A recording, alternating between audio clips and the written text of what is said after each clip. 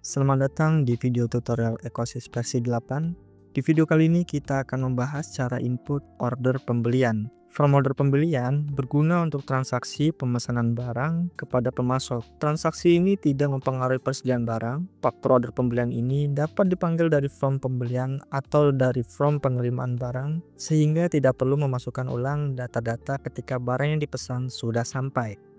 Oke, yang pertama kita pergi ke menu pembelian. Klik order pembelian. Klik baru di sini. Kemudian pada kolom divisi kita bisa drop down terlebih dahulu. Lalu pilih divisi mana yang kita inginkan. Di sini saya pilih divisi pusat. Nomor faktur akan otomatis terisi.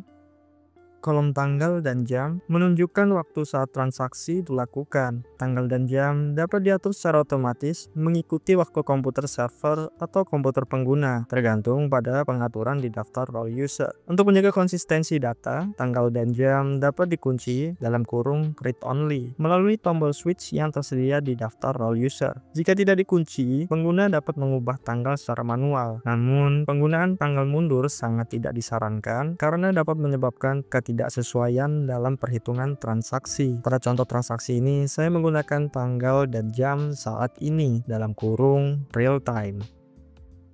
Kita lanjut ke form pemasok. Pada kolom kode pemasok, kita dapat memilih dari daftar drop-down sesuai dengan kode pemasok yang diinginkan. Sebagai contoh, saya memilih kode S001, maka kolom nama pemasok dan alamat akan terisi otomatis sesuai dengan data pemasok yang telah diinput sebelumnya. Kolom NPWP bersifat opsional, artinya dapat diisi atau dikosongkan sesuai kebutuhan. Kolom limit kredit menunjukkan batas maksimal nilai hutang yang diperbolehkan ke pemasok tersebut. Sebagai contoh, limit kredit sebesar 5 juta, berarti saya hanya dapat berhutang hingga nominal tersebut. Sementara itu, kolom hutang menunjukkan angka 0, yang berarti saat ini saya tidak memiliki hutang kepada pemasok tersebut. Selanjutnya pada form pembeli, kita dapat memilih dari daftar drop-down sesuai dengan kode pembeli yang diinginkan. Sebagai contoh, saya memilih kode pembeli E11. Maka pada kolom nama akan otomatis terisi sesuai dengan data pembeli yang telah kita input sebelumnya. Kita bisa scroll ke bawah. Pada form detail order terdapat kolom pencarian. Ini berfungsi untuk mempermudah penggunaan dalam menemukan data tertentu pada tabel detail order. Kita bisa klik baru.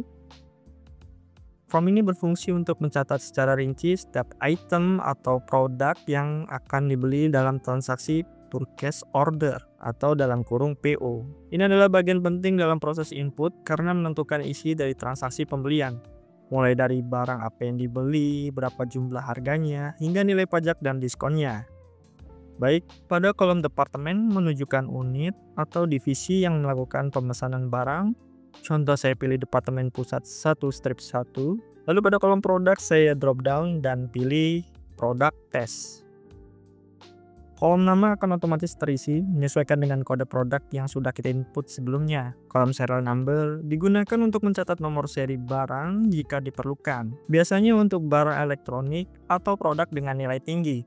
Kolom tanggal kadaluarsa diisi apabila produk memiliki masa kadaluarsa seperti makanan, obat-obatan, dan sejenisnya. Sebagai contoh di sini saya memilih tanggal kadaluarsa 6 Agustus 2026. Kolom satuan akan otomatis menyesuaikan dengan satuan produk yang telah diinput sebelumnya. Pada contoh ini saya memilih satuan pieces. Isi kolom jumlah sesuai dengan kebutuhan. Contohnya di sini saya mengisinya dengan 10. Kolom harga akan menampilkan harga persatuan barang. Kolom gross akan menampilkan total pendapatan kotor sebelum dikenakan diskon atau pajak yang berlaku. Kolom diskon akan menampilkan diskon dalam bentuk persentase. Kolom ini dapat diisi apabila ada diskon yang berlaku. Contoh di sini saya masukkan diskon sebesar 10%. Pada kolom nilai diskon akan menampilkan nominal diskon dalam bentuk angka. Di sini menampilkan nilai sebesar 20.000. Kolom pajak dapat dipilih dari menu drop down sesuai jenis pajak yang ingin dikenakan. Sebagai contoh di sini saya memilih PPN. Kolom nilai pajak akan menampilkan nominal pajak dalam bentuk angka sesuai dengan jenis pajak yang dipilih. Karena sebelumnya kita memilih jenis pajak PPN, maka di sini ditampilkan nilai sebesar 19.800. Kolom subtotal akan menampilkan total harga setelah dikurangi diskon dan ditambahkan pajak yang dikenakan. Dengan demikian, total harga yang harus dibayarkan adalah Rp199.800. Bila terdapat permintaan khusus atau informasi tambahan, kita dapat mengetikkan pada kolom catatan. Aktifkan switch tutup form setelah simpan, agar setelah menekan simpan, form langsung tertutup secara otomatis. Ini adalah transaksi detail order yang sudah kita input. Kemudian termin bayar adalah metode atau jangka waktu pembayaran yang disepakati antara pembeli dan penjual. Pada kolom ini, pengguna dapat memilih jenis termin dari menu drop down. Contoh saya pilih tunai, masukkan diskon jika ada. Pada contoh ini saya biarkan kosong. Total pembelian menunjukkan nominal sebesar Rp199.800. Form pembayaran pembelian digunakan untuk mencatat dan mengelola informasi pembayaran atas transaksi pembelian yang telah dibuat di form detail order. Kita dapat mengklik tombol baru untuk menambahkan metode pembayaran. Kemudian pada kolom jenis pembayaran, kita bisa memilih dari menu drop down. Pada contoh ini saya memilih tunai sebagai metode pembayaran. Di sini menampilkan nominal sebesar Rp199.800. Jika ada diskon bisa kita tambahkan. Di sini saya kosongkan saja. Lalu tombol switch diterima diaktifkan, menandai bahwa pembayaran sudah benar-benar diterima oleh pihak perusahaan atau kasir. Jika sudah, klik simpan. Ini adalah transaksi pembayaran pembelian yang sudah kita input. Bagian ini berisi tab-tab tambahan yang bersifat opsional. Tab ini digunakan jika ada informasi atau pengeluaran lain yang perlu dicatat selain dari data utama order pembelian. Jika sudah, klik simpan.